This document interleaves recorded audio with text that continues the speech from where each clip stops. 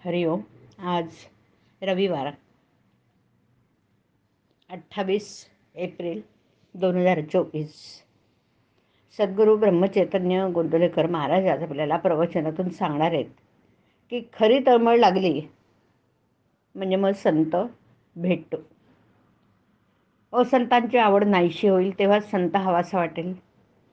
विषय आपल्याला त्रास देतात पण ते सोडावे कसे समजत नाही. जंगलात सापडलेल्या माणसाप्रमाणे आपलं झालं आहे. आपली वाट चुकली आहे असं ज्याला वाटेल तोच जंगलातून बाहेर पडण्याची वाट विचारता.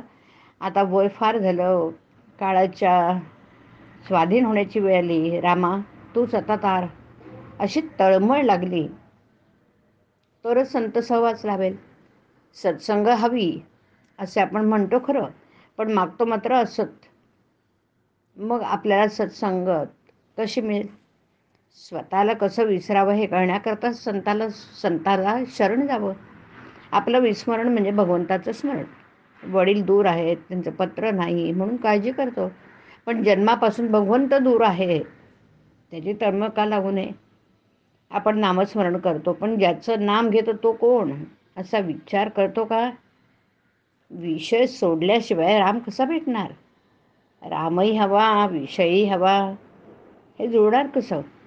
मला जोपर्यंत चिमटा घेतलेला कळतो तोपर्यंत कर्ममार्गानेच जाणं जरूर आहे. कर्ममार्ग सांभाळताना करता मी नव्हे ही भावना सांभाळणं जरूर आहे. जो खरा अनुभवी आहे तो बोलणारच नाही, आणि बोललाच तर तो अगदी थोडं बोलेल, तो उत्तम. अनुभवी खरा, पण नाईलाज म्हणून जो बोलतो तो त्याच्यापेक्षा थोडा कमी समजावा. कोणीतरी बोलल्याशिवाय लोकांना कळणार कसं, म्हणून हे लोक कमीपणा पत्करूनही पुष्कळ बोलतात. परंतु अनुभव नसताना उगीच शब्द पांडित्य करणारे हे अगदी खालच्या दर्जाचे. ज्याला अनुभव कमी त्याला शब्द पांडित्य फार असतं.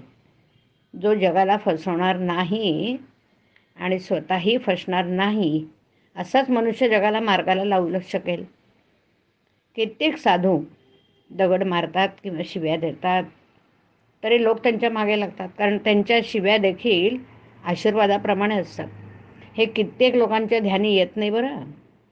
एखादा मुलगा बापाला म्हणू लागला की मी इतका जवळचा पण मला मिळतो मार, आणि तो रामचा पोर, त्याचे मात्र लाड, पण तो मारच आपल्या हितासाठी असतो हे त्याला नाही समजत.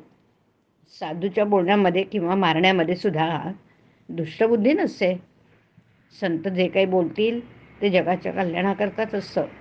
संत हे निस्वार्थी असतात, ते तळमळीने सांगतात, त्यावर आपण श्रद्धा ठेवली पाहिजे. संतांच्या सांगण्याचा खरा अर्थ आचरणानेच कळेल.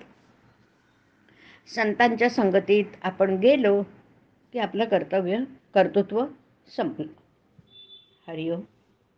हरिओम तत्सत. हरिओम.